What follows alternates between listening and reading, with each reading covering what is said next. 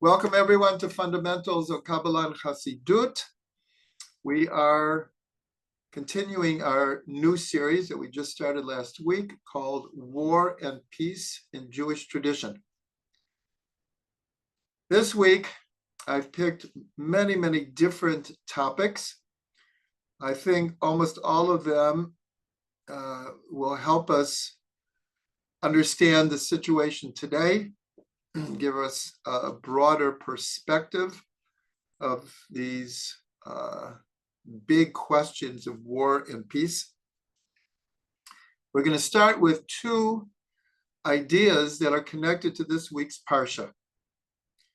And that is that Yakov gets his name Yisrael as he fights, struggles, wrestles with.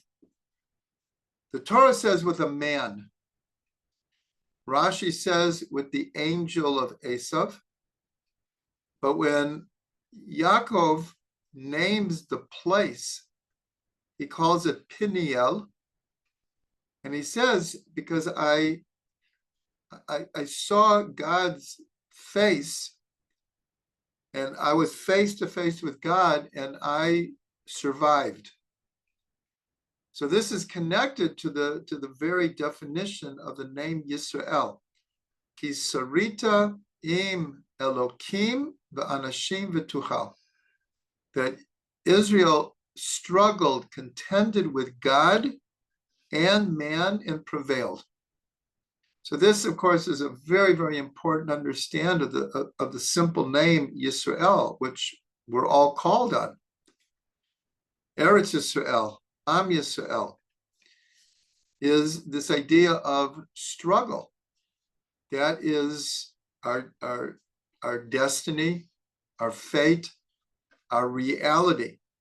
Throughout Jewish history, it has truly been one continual struggle of really a physical sense of survival.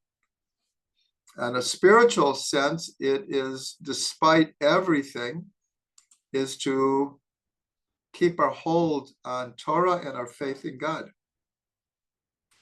So here a question comes up. It's a very important question, a very profound existential connection. And that is, according to tradition, Yakov is associated with truth. Titen emet liYakov v'chesed leAvram. Give truth to Yaakov and chesed to Avram. Not just give, but these are their essential midot, their soul characteristics. Is Yaakov is ish tam. He's sincere, he's truthful, he's honest. Avram is chesed. So the obvious question is, if Yakov is associated with truth, why are all of his trials based around telling the truth? He seems to be challenged when he buys the birthright, when he takes the blessing, when he deals with Lavan. Time after time, Yaakov is put into situations where he is challenged to be honest. And we can go one step deeper. And the reason this is so important is because in this week's Parsha, we get the name Yisrael, and Yisrael has to do with the idea of struggle, of contention. And as we learned last week, when we're talking about the issues of war and peace, war is not just two armies facing off against each other. When we talk about war, we talk about also war on a personal level.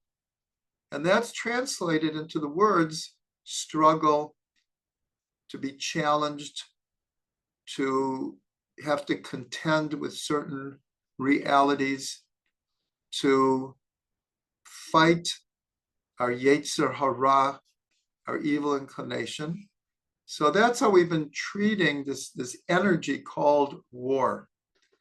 It's much more than the narrow definition of two nations or two armies fighting each other. This is obviously part and parcel of the human condition.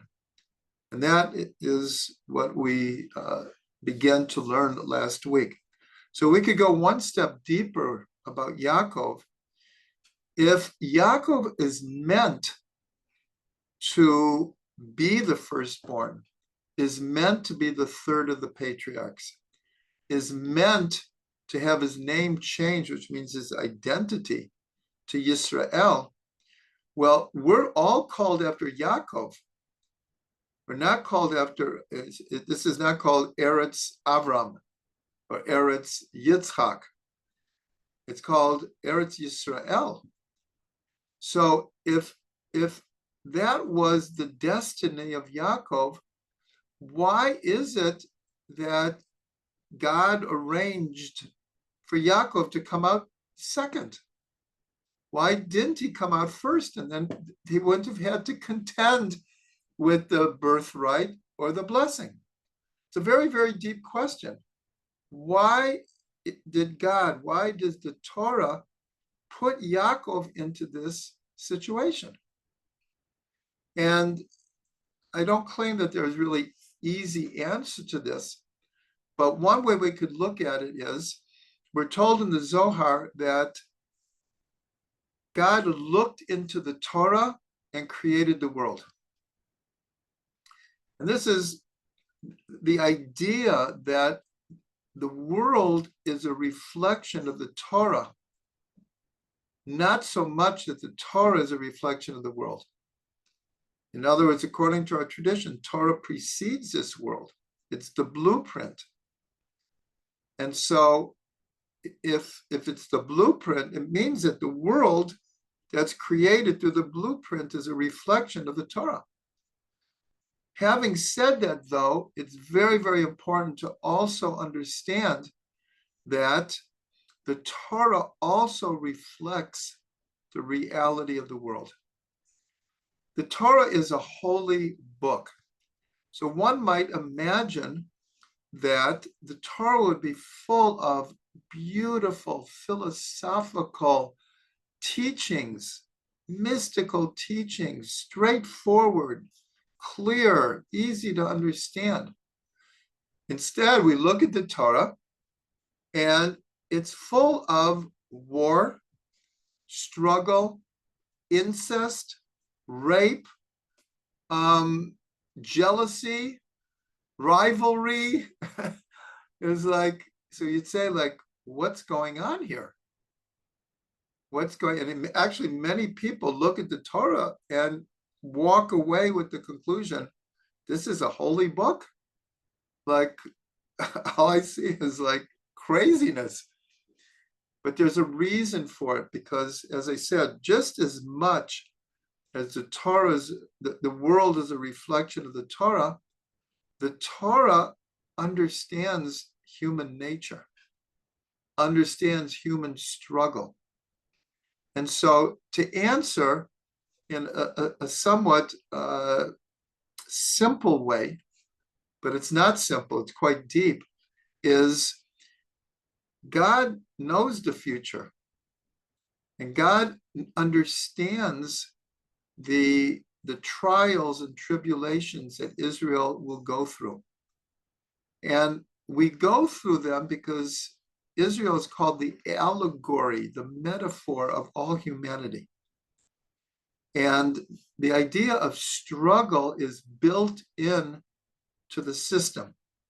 And it's built into the system because God gives us free choice.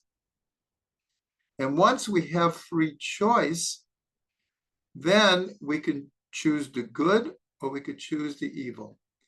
God also arranged that we have a good inclination and an evil inclination. And again, we ask, well, why did God do this? It's because God wants us to earn our claim to be in the image of God. God is the ultimate one who chooses how he wants his world to go. But his greatest gift to humanity is free will. It just happens that it's really hard to know what to do with free will.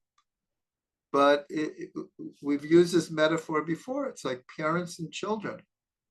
Parents have dreams for their children. Parents want only the best for their children.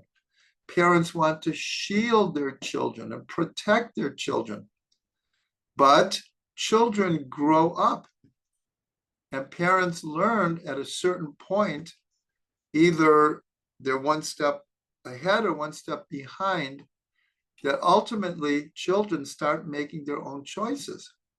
And ultimately, any parent wants the child to be independent and happy and make good choices, but a parent can't hold on forever. So it's very similar.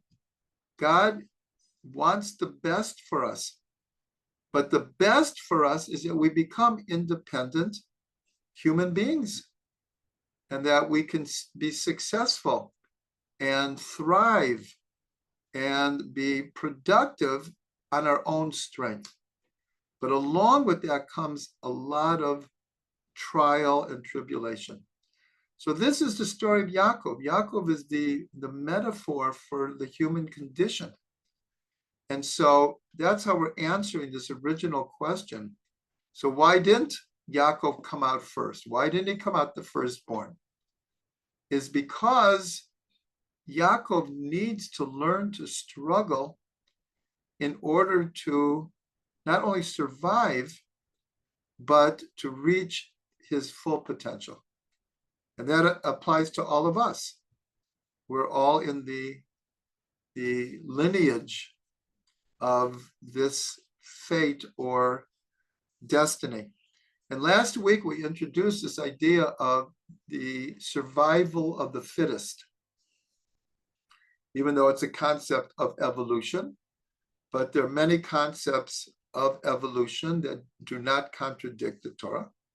There are certain parts of evolution that most certainly contradict the Torah, but not everything in evolution. And last week, we went through from the mineral world, the vegetable world, the animal kingdom, and the human kingdom, how all of them have this reality of the survival of the fittest. And that is the fate of Am Yisrael. And we're experiencing it today in real time, that once again, we are being challenged to our right to Eretz Yisrael, our right to be Jewish, our right to be alive.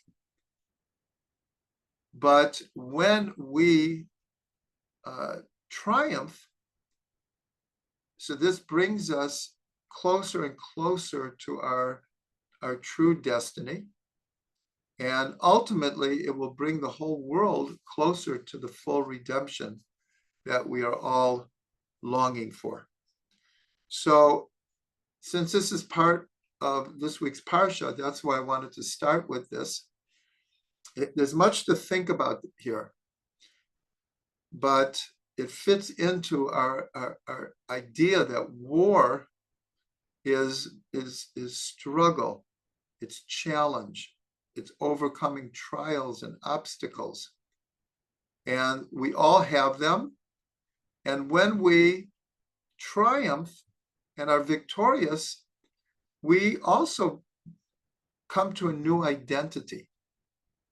That's the idea of Yaakov's name is being changed to indicate that in his struggle with himself, with God, with Esav, with Lavan, with the angel of Esav, he reaches a new level called Yisrael. Now, also in this parsha, the parsha begins that Yaakov is coming back to Eretz Yisrael after 20 years, and he knows it's inevitable that he has to meet Esav again. And so he sends messengers. For those who are here on our Sunday class, Rashi says, Malachim Mamish, real angels, not just messengers. real angels. And we discussed that at length. But the idea here is that Rashi tells us, when we go through the beginning of the Parsha, we see that Yakov did three things. He sent gifts in order to make peace between himself and Esav. He prayed, and the Torah records his actual words, his prayer, and he prepared for war. So all the commentaries say that this formula of Yaakov's three steps that he took to prepare to meet Esav is like the greatest advice for the nation of Israel and for individuals when they have to deal with other people and certain circumstances, to always try to make peace, to always pray for divine assistance, and to prepare for war and to fight the war if needed. So it's a short Rashi, but it's so profound. And so even in contemporary terms, without getting into it in detail, I'm just going to mention, I'm not going to go into it, but Israel has tried many, many times to make peace with its neighbors and has actually succeeded. The Abraham Accords, Jordan, Egypt, we have tried to make peace. And as part of the peace, we're always the one who are compromising. So that's the gifts. We're always offering gifts in order to make peace. But as we know, we've been at war since really the 1880s when Jews started coming back to Israel. It's been one continual struggle for survival. And as everyone knows, we are deep in the midst of that continual war right now. So here again, two of the three things that Yakov did are the themes of this class. He prepared for war and he tried to make peace. So it's so relevant, this Rashi, to keep in mind. Next, also very, very contemporary, is we need to look at the war and the call it the personality or the reality of Amalek. Amalek is the first nation that comes against Israel. When we came out of Egypt, now we're a people. We were slaves in Egypt, but we never fought a war in Egypt. God brought the 10 plagues. So the first war that Israel fights is when Amalek comes against us as we come out of Egypt, even before we get to Har Sinai. And Amalek at the time was a people. It was a nation. They had land in the Middle East. Today, we're told we cannot identify Amalek as an existing people anymore. But we're told by all of our rabbis that this energy is unfortunately alive and well. So how do we identify Amalek today? And so we're told that nations fight against nations. They fight over money, they fight over land, they fight over philosophies. That's one kind of enemy. For example, in World War II, we fought tooth and nail against Germany. I'm talking about the United States. Tooth and Europe, of course, also. But America was fighting also against Japan when we were attacked at Pearl Harbor. And so, and hundreds of thousands of people lost their lives, soldiers. Altogether in World War II, 100 million people died. It's like a staggering number. 100 million people died in that war. But what happened right after the war? We became friends with Germany and Japan. They became our allies. So that's one kind of enemy. One day an enemy, the next day it might be your best friend. Amalek is something different. It's a whole different category. And Amalek is defined as any people whose entire goal, entire strategy, entire energy is tied up with the destruction of Israel. That is what's called Amalek. So we saw it in the Nazi regime. They quite seriously wanted and planned and executed a total genocide. And if World War II wouldn't have ended when it did, they would have just continued. And we know from public statements, very public statements, that the goal of Iran, Hezbollah, Hamas is to destroy Israel. They don't hide it. They're proud of it. This is what we consider the energy of Amalek. And I think that one of the results of what is happening, life before October 7th and life after October 7th, is even though we might have entertained the idea that these foes are the embodiment of Amalek, that's really a hard reality to accept, that we have enemies that are totally bent on our destruction. After October 7th, I think everyone understands that, no, this is the energy that we have to deal with. And we have to realize it and deal with it the best that we can. So one of the things in Parsha Ki Tetzei, the maftir of Parsha Ki Tetzei in the book of Devarim. So there's two places where Amalek is talked about. One is in Parshat Bishalach, right after we come out of Egypt.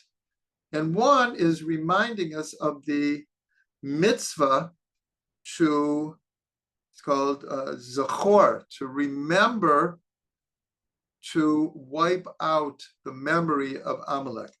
But here it says, talking about when Amalek attacked us, it says, Asher karcha b'derech, v'yizanev b'cha kol ha'nechashalim acharecha. So it says that Amalek came upon you on the journey we were coming out of Egypt, and he attacked the weaker ones that were in the back of the line. In the back of the line. In other words, they went after, call it what they conceived of the weaker elements. And so it doesn't take a lot of imagination to apply this to what happened on October 7th. Is here virtually in the first wave of their attack, everyone was unarmed. And they just went on a killing spree. This is Amalek. This is exactly what the Torah says, They went after the weaker elements. And, without getting graphic, I think everyone knows that this killing spree went over the line of what people could even imagine. That's the energy of Amalek. And so when we go back to the story in Parsha B'Shalach, my purpose here is not to go over every detail. There's so much learning and so much insight into every word, every line. I'm just bringing it in a general sense. So it begins, though, where it says that this is after Israel had no water, and Moshe thought the people were going to stone him. And this is when God commands him to take his staff and hit the rock, and water came out. And then it says that the name of this place was Masa Riva, how do they say it in English? Like contention and argument. Because of the argument that Israel was challenging both Moshe and God.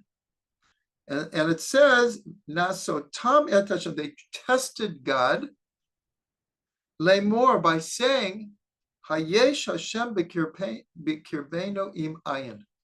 Is God among us, or is he not? The very next verse is, Vayavo Amalek. And Amalek came, and he fought with Israel in Rephidim. And this place called Rephidim, our sages interpret it as Rafa Yadayim. Their hands became weak because of their lack of faith. And Rashi points out, is like, what kind of question is that? God just performed 10 plagues, took us out of Egypt, split the sea, gave us food from heaven, and they ask, is God among us or not? Vayavo Amalek. So this connection, juxtaposition, everyone points out, is what brought Amalek, this lack of faith and the weakness of hands. So again, we can apply it to our present situation. And these are my ideas. Everyone's, I'm sure, following the news. Well, it's obvious that in a sense, we fell asleep. Our intelligence fell asleep. The army preparedness fell asleep. We just didn't imagine anything like this could happen. And we were kind of living in a bubble that, they'll shoot rockets at us, we'll shoot rockets back at them. It will last for a week or 2 weeks or 3 weeks, and then it'll be okay for a couple of years until they start again. We kind of fell into this delusion that we could deal with the situation like that. So here, this is what's called the weakness of hands.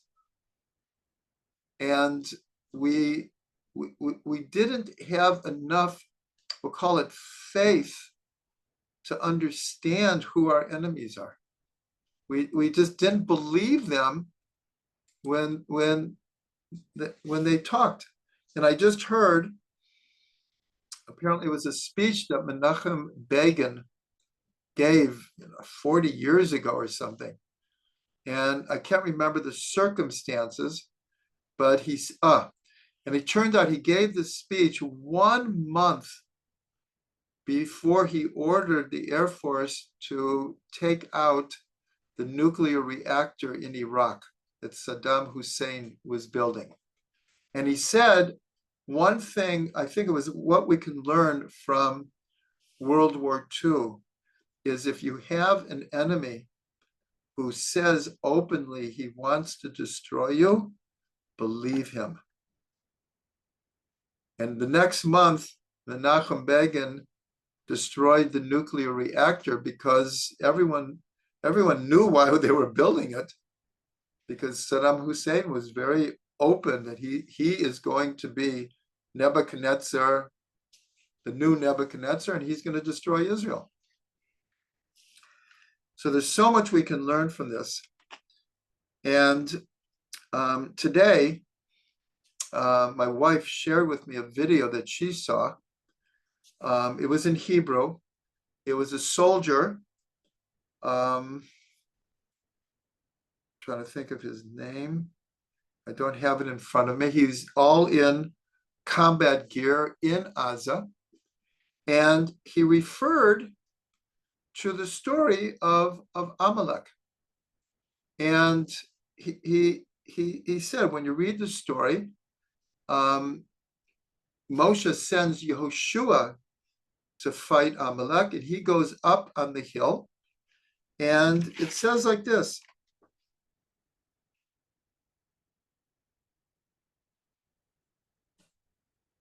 One second.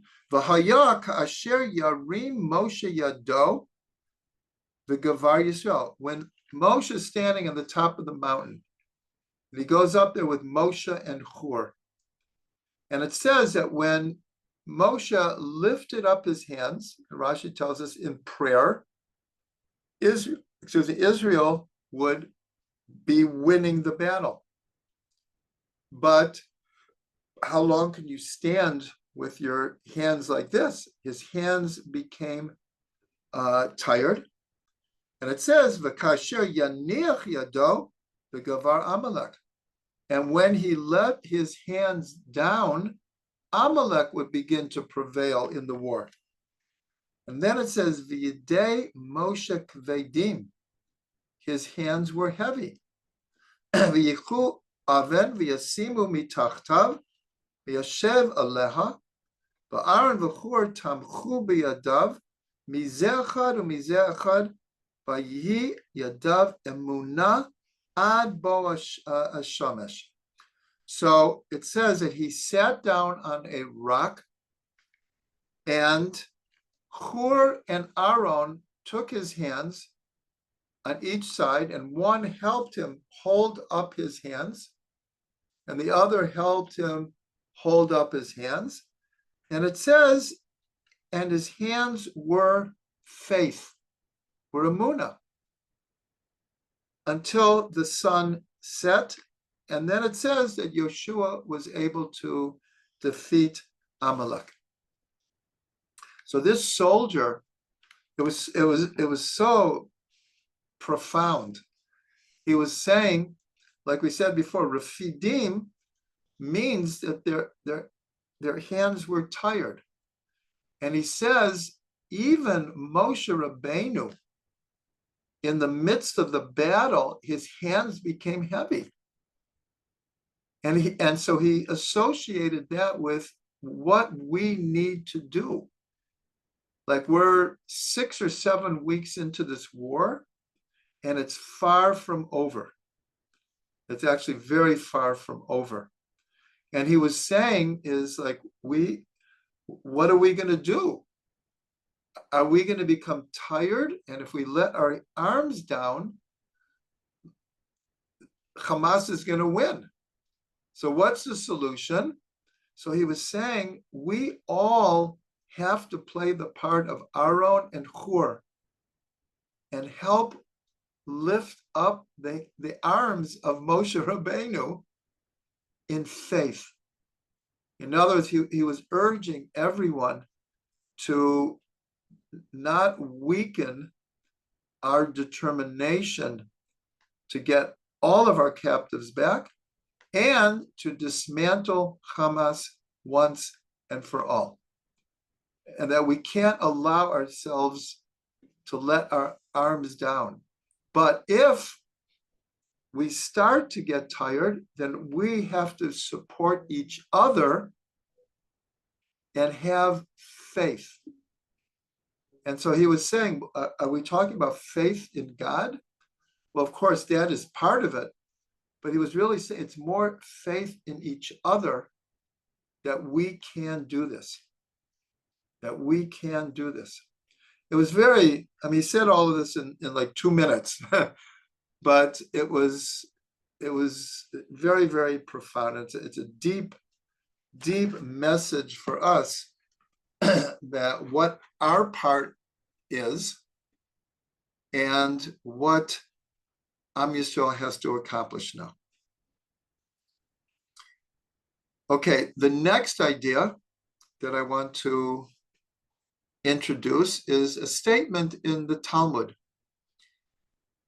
Now, one statement says that we'll even call it the definition or the way you can identify a Jew is he is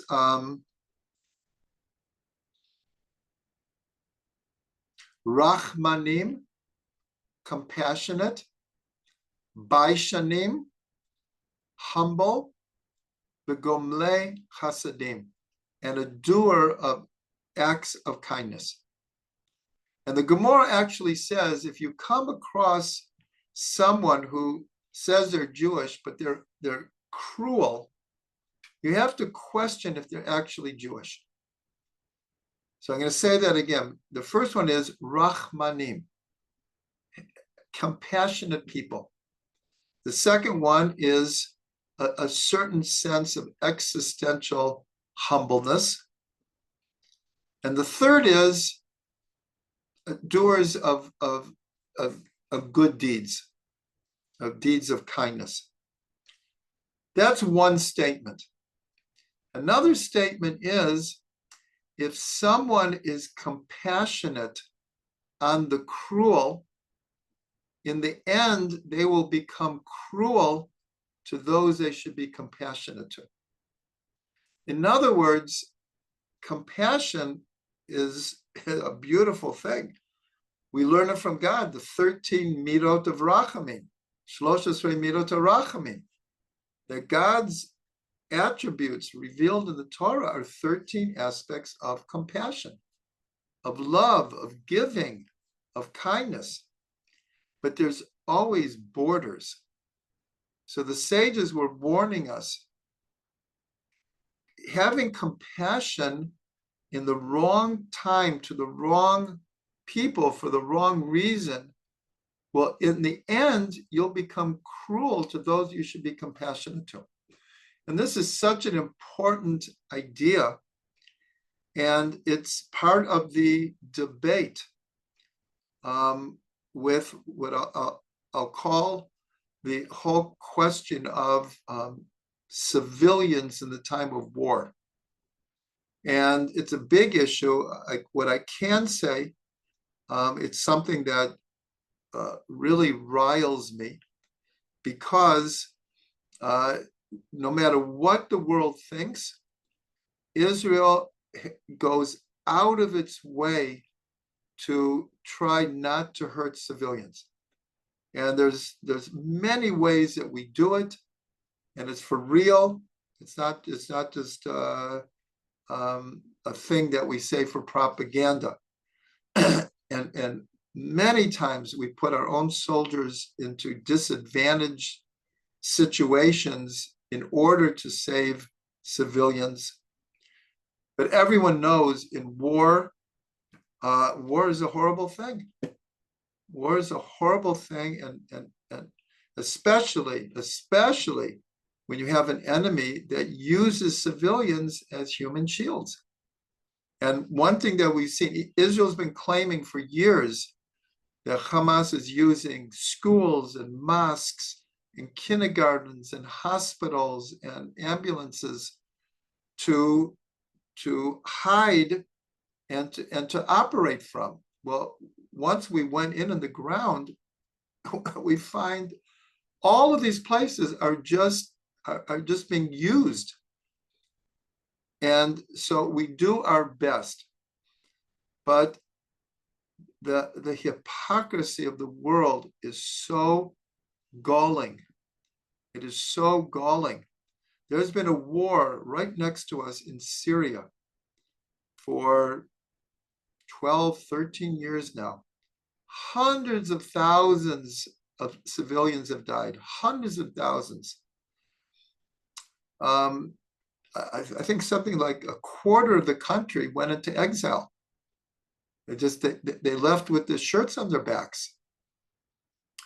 With all due respect to our great friend, the United States, in Iraq and Afghanistan, also, this is what I read, approximately 100,000 civilians were killed over those 20 years of wars there. Not that America did it on purpose, and we're not saying that. Everyone knows in the last 6 months of World War II, the Allies were simply bombing every German city. They made absolutely no distinction between army and civilian, none whatsoever. And then it's not a stretch to mention Hiroshima and Nagasaki. So for the world to come down on us as if we're doing something that no one else does is so outrageous. It is so outrageous. But this goes back to the statement of the sages that in Israel has been, in a certain way, far too compassionate on our enemies. And so in the end, it turns out that it ended up that cruelty came against us. Our compassion was turned around and became our weakness. It's something to think about. It's something for all of us to think about. And I'm fully in favor of trying to keep civilians out of harm's way. I think that's how it should be. But there are limits to everything. There are limits to everything. And this is just a statement from the sages, because we are a compassionate people. We're not looking for war. We didn't start this one. We didn't want it. None of the other wars either. But this is our reality. And we have to learn the right balance of compassion.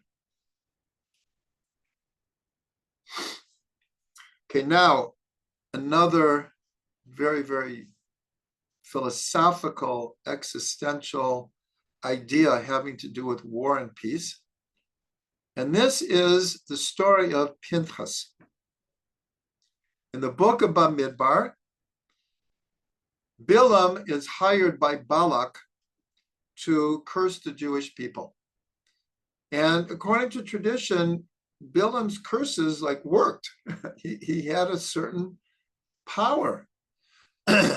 But God did not allow him to curse the Jewish people. So after trying 3 different times, he gave advice to Balak.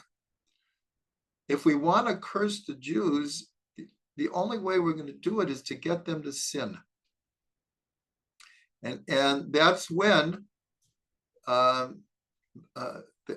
Balak arranges that the daughters are sent into the Jewish camp, and they entice the Jewish men, and basically an orgy breaks out, and one of the princes of the tribes, Zimri, gets involved with the daughter of the king, with Cosby, Batsur, one of the kings in this confederation, and publicly challenges Moshe and has relations with her.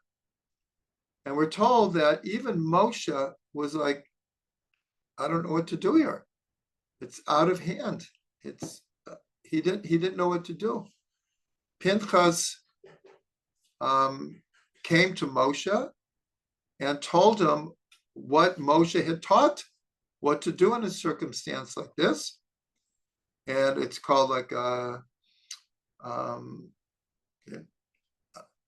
don't know what the word is, extrajudicial law of what can happen, because a plague had broken out in the camp because of their sinfulness, and thousands of people were dying. Pinchas took a spear, he killed Zimri and Cosby, and the plague stopped. In the next parsha, God rewards him with a covenant of peace. He's the only person in the entire Tanakh who's rewarded with what's called a covenant of peace. So the obvious question is, isn't this oxymoronic? How do you earn or merit a covenant of peace through violence, through killing? This is a very, very important question for our subject here of war and peace. How do you merit a covenant of peace? Through war. So the example that I'll bring is, we'll bring World War II again, because it involved virtually the entire world. So we had a incredibly evil person. I don't even want to mention his name. And the Nazi regime took over all of Europe. It was starting to take over northern Africa.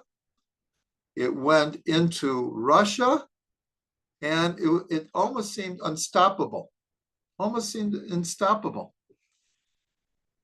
So when confronted with this kind of reality, then there's either kill or be killed. Either defeat the evil, or the evil will rule the world. So the Allies went to war with with Germany, and America with Japan. And we won. And as I said before, so what happens afterwards? America, Europe became best friends with Germany and Japan. So this is just a paradigm, an important paradigm, that sometimes to make peace, paradoxically, you have to go to war and you have to win. That's just reality. On a personal level, it's the same thing. Let's say two people are at odds, and one is taking advantage of the other. Might be really abusing, oppressing. That becomes the extreme. But it could be just a basic disagreement where one side is like pushing too hard. So the other person could do like Yakov, send gifts, try to make peace, try to avoid getting into even a more heated argument. Some people try for years to avoid like just telling the other person like it is. But sometimes it gets to a point that you just can't take it anymore. And ultimately you want peace. You don't want to like defeat the person and become enemies. This could be a family member, could be your best friend. But sometimes we have to fight back. And only that can resolve the issue. So this is it's paradoxical, but that's what we're learning here, is because it's not just that Pinchas killed Zimri and Cosby. He stopped the plague. The plague was spreading in the camp, and theoretically it could have spread and killed all of Am Yisrael. What Pinchas did is he did something heroic, and he brought peace back. What's interesting, this is towards the end of the book of Bamidbar. The whole book of Bamidbar is one rebellion after another, one challenge to Moshe after another, one challenge to God after another. If you look carefully, after what Pinchas did, there's no more disagreements. No more. The Torah finishes without these traumatic, dramatic stories. So here we see that Pinchas did receive a covenant of peace, but in the word peace, in the Torah, the vav of the word peace is broken in the middle. It's called a vav katia. Usually, if you have a letter in the Torah where it's broken, meaning there's a white space where it's supposed to be black, the whole Torah becomes invalid until you fix it. But here, this is a unique phenomenon. The vav is broken in the middle. So what do we learn from this? So what we learn from this is, even though Pinchas merited to a covenant of peace, it was far from ideal. In other words, ideally, we should be able to make peace through peaceful means. Isn't that what everyone would want? To solve every disagreement without war, without fighting, without battles, whether it's on a personal level, a national level, a world level, like a world war. Wouldn't it be ideal that if we have disagreements, that we solve them peacefully? So this broken vav is hinting to, yes, he did deserve a covenant of peace, but it's a little broken. And there are many, many hints here. The vav equals 6. And we're told that it's actually embedded in the first verse of the Torah. There are 6 alephs in the first verse of the Torah. In the beginning, God created the heavens and the earth. And so what do we learn from this? The letter aleph also has a meaning as a word. Aleph. Aleph means 1,000. So the sages learned that this cycle of history will last for 6,000 years, followed by the 7,000th, the Messianic era. This is one of the great hints to where do we get this concept. We've all heard of this idea that the 7th millennium is when Mashiach comes. It's learned from these 6 alephs. But what we can learn here, if we go back to Adam and Chava and their first children, well, the first murder happens like right at the beginning of the Torah, and it hasn't stopped since. So there's a deep hint here that the 6,000 years of history is full of a broken vav, full of disagreement, war, hatred. And it will only end in the Messianic era. It doesn't mean that we don't have moments of peace, years of peace, inner peace, but the overall history of humanity is really just one war after another. I mean, it's just ongoing. So that's hinted to in this broken vav. And even further, this is a hint to what's called Shvirat HaKelim, the breaking of the vessels. As we said many times, the previous world of Tohu, the lights were so strong, and not in a bad way, just the lights were were divine lights, but the vessels couldn't hold them and they shattered.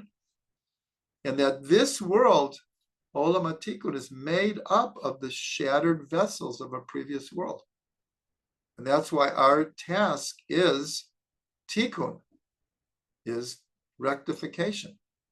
So that's also hinted in this broken vav, the shvirat hakelim.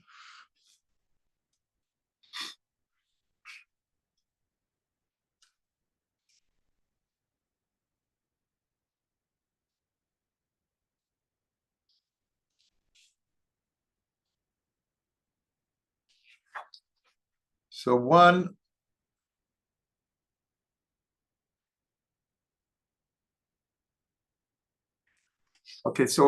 last thing that we can see here is that here we're talking about war, we're talking about peace, the connection between them. So when we look at the word shamayim, heaven, so we notice that it's made up of the letters shin, which represents Aish, and mayim, shamayim, water, fire and water. And so in this world, fire and water are opposites. And not just opposites, they destroy each other. Water puts out fire, and fire makes water evaporate. And so in this world, fire and water are like the epitome of not just opposites, but opposites that would destroy each other. But in heaven, fire and water are in complete harmony. That is what heaven is. Heaven is that it should be in harmony. This represents the two, we'll call them major elements of reality, is fire and water. And so in the second passage of the Shema, so at the end we say that that God promised the patriarchs that they would inherit the land, kimei shemayim ala aretz, like the days of heaven on the earth. So there's two different understandings of what that means. Is that one explanation is that we will inherit the land as long as the heavens are above the earth. And that represents forever. Forever the heavens will be above the earth. Others interpret it, not that that isn't like a valid understanding, but almost more literally, like the days of heaven on earth, of bringing heaven down to earth. And so, of course, that's the idea of the Messianic era, that here, and I think this is a good place for us to wrap this up, we have these energies called war and peace. And we relate to them as total opposites. Either you have war or you have peace. But again, if we define war as, we've been using fighting, struggle, contending, but there's also an expression from the sages when they discuss the world to come. And they ask, will there be peace in the world to come? Will there be rest, more accurately? Will there be rest in the world to come? So you would think the sages would say, oh, what a rest. What a divine, blissful rest. But they say the opposite. They say, no, there'll be constant aliyot. And they say a person will, the soul will go michayil lechayil, from strength to strength. There'll be constant elevation of soul. But that elevation of soul will be in a state of complete peace of mind and rest. So here we have rest and movement unified. Usually we think rest means there's no movement. If there's movement, you're not at rest. But here, Shemaim ala Oretz is this idea where when we talk about struggle and contention and fighting, but if we just bump it up one level, is struggle leads to achievement. Obstacles lead to opportunity. Sour lemons are squeezed and become lemon juice. And so when we're talking about the super opposites of war and peace, there is a place where they come together. Is that struggle does not necessarily mean bad. That struggle, that is the definition of Yisrael. And so struggling to become more holy can be the most positive things in the world. And here we have to replace the word struggle. It's more like advancing, of overcoming, of growing. But paradoxically, this is connected with struggle and contention and pushing ourselves to the limit. So